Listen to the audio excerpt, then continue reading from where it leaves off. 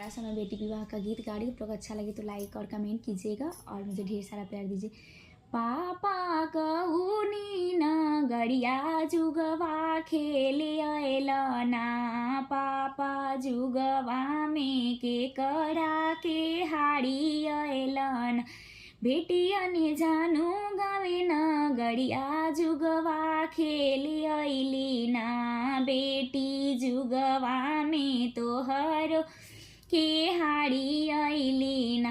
पापा गैयाड़ी भैंसिया के हाड़ी अइत जी, पापा हमारो ऐसन धिया काहे हाड़ी अइल जी।